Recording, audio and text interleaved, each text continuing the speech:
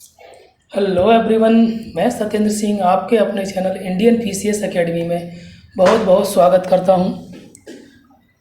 तो पिछले पार्ट में हमने वर्ल्ड ज्योग्राफी यानी विश्व के भूगोल को देखा था और पिछले हम 6 से 7 पार्ट्स में हम वही देख रहे हैं, यानी वही हम कर रहे हैं। और इससे पहले हमने जो भी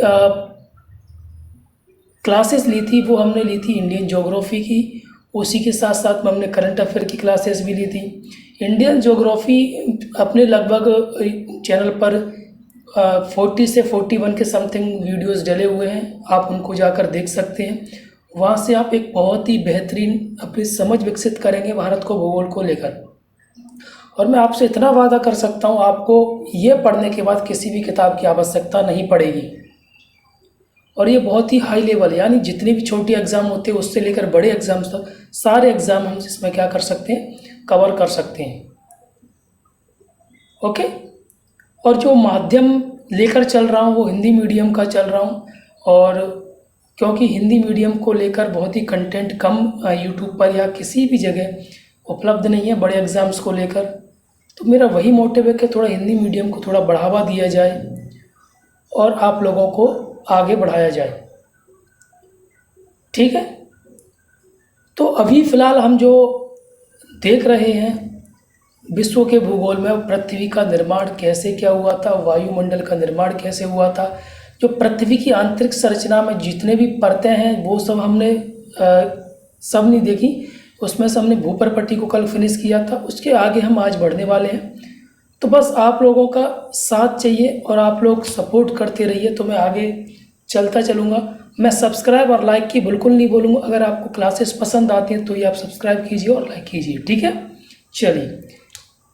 तो हम जो देख रहे हैं पृथ्वी की उत्पत्ति से संबंधित, पृथ्वी से उत्पत्ति यानी वायुमंडल की उत्पत्ति, सब चीज़ों और पृथ्वी की आंतरिक संरचना में कौन सी परतें हैं, उसकी क्या विशेषता है, सारी चीज़ें हम यहाँ पर आज देखेंगे।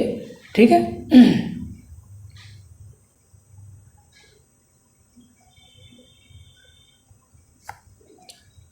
चलो, पिछली क्लास में हमने जो देखा था वो देखी थी भूपर्पटी।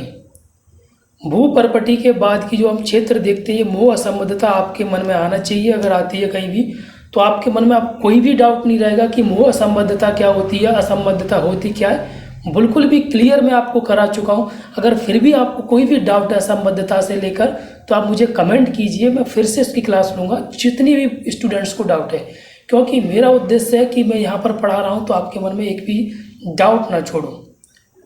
ठीक है। इसका विस्तार मोह असंबद्धता, किसका विस्तार, इसका विस्तार, मेंटल का विस्तार से 2900 किलोमीटर की गहराई तक है। निचले क्रस्ट तथा ऊपरी मेटल को मोह असंबद्धता कहते हैं। अभी हमने चित्र के द्वारा समझा हुआ था हमने पिछली क्लास में। पृथ्वी की समस्त आयतन का सर्वाधिक 83% एवं द्रव्यमान का लगभग 68% भाग मेंटल में विद्यमान है। फिर से मैं दोहरा देता हूँ, पृथ्वी के समस्त आयतन का सर्वाधिक यानी 83% और द्रव्यमान का, ये आयतन हो गया, और द्रव्यमान का लगभग 68% मेंटल में विद्यमान है। इसका औसत घनत्व 3.5 से लेकर 5.5 है। निचले क्रस्ट से ऊपरी मेंटल में पी तरंगों की गति 6.9 से बढ़कर 7.9 किलोमीटर से तथा 7.9 किलोमीटर से बढ़कर 8.1 किलोमीटर प्रति सेकंड हो जाती है। भूपर्पटी में इनकी गति कम होती है, वहीं इनकी गति इसके भूपर्पटी के मुकाबले कहाँ पर ज़्यादा होती है, मेंटल में। मेंटल की सबसे ऊपरी परत अधिक घनत्व वाली दृढ़ चट्टानों से निर्मित है। इसमें मैग्नीशियम तथा लोहे जैसे भारी खनिजों की प्रधानता होती है। मैग्नीशियम और लोहे,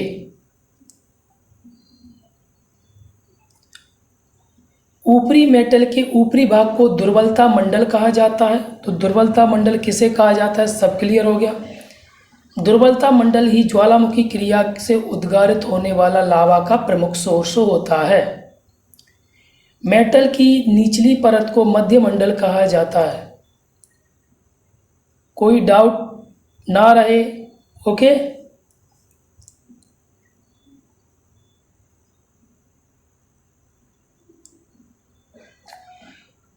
मेटल की ऊपरी परत को निचली परत से अलग करने वाली संरचना को रैपिटी असंबद्धता कहते हैं।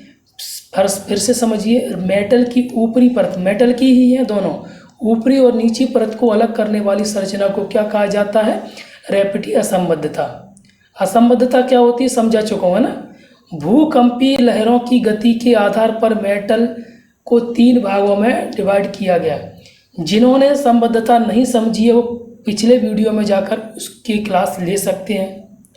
तो भूकंपीय तरंगों की गति के आधार पर जो मेटल है उसको 3 पार्ट्स में डिवाइड किया गया है। वो असंबद्धता 200 किलोमीटर तक, फिर 200 किलोमीटर के बाद 200 से 700 किलोमीटर, 700 से 2900 किलोमीटर, ये मोह असंबद्धता है सारी। ठीक है। उसके बाद अगली जो परत है वो क्या है? क्रोड या कोर। निचले मेटल तथा ऊपरी कोर में तरंगों की गति के आधार पर एक असंबद्धता पाई जाती है जिसे गुटेनबर्ग असंबद्धता कहते हैं। यह मेटल तथा कोर को अलग अलग करती है। यह पृथ्वी की सबसे ये आपको याद रखना, ये सब चीज़, गुटेनबर्ग, मोह असंबद्धता, सब चीज़ें। यह पृथ्वी की सबसे आंतरिक परत है जिसे केंद्र मंडल कहा जाता है। यह मुख्यतः निकेल एवं लोहा से बनी होती, जिसको हम क्या बोल देते हैं? निफी बोल देते हैं। ठीक है, नाम से जाना जाता है। कोर का विस्तार 2900 किलोमीटर से लेकर लगभग, इसकी जो पृथ्वी की त्रिज्या है 6378 किलोमीटर तक फैली हुई है। इसका तापमान लगभग 2700 यानी 2700 डिग्री सेल्सियस है। कोर का बाहरी भाग तरल तथा आंतरिक भाग ठोस अवस्था में है। ठीक है।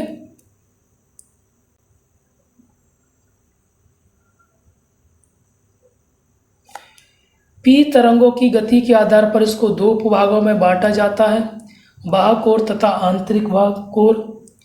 बाह्य कोर तथा आंतरिक कोर के घनत्व भिन्नता के कारण इसको लेह-मन असंबद्धता का मतलब लेह-मन असंबद्धता द्वारा अलग अलग किया जाता है, आंतरिक कोर और बाह्य कोर को। ठीक है। बाह्य कोर का विस्तार 2900 किलोमीटर से 5100 किलोमीटर तक है। यहाँ एस लहरें यानी एस तरंगें प्रविष्ट नहीं होती हैं, अतः यह तरल अवस्था में विद्यमान है।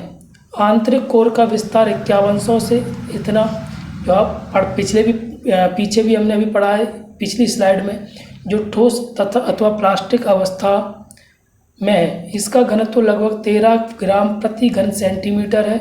कोर में पी लहरों की गति बढ़कर इतनी हो जाती है। तो पी लहरें, जो पी तरंगें होती हैं, पी वेव होती हैं भूकंप की, वो सबसे ज़्यादा कहाँ पाई जाती है? कोर में पाई जाती है। कितनी पाई जाती है यहाँ पर दिया गया है। इसके बाद जो हमारी अगली स्लाइड है वो वायुमंडल का निर्माण है, इसका या वायुमंडल का विकास, इसको हम कल के वीडियो में देखेंगे। फिर मैं आपको दोहरा देता हूँ, आपको अपनी पढ़ाई अच्छे तरीके से, सब तरीके से, जैसे मैंने बताया पिछले वीडियोस में, आपको वैसे ही करते चलना है। ओके।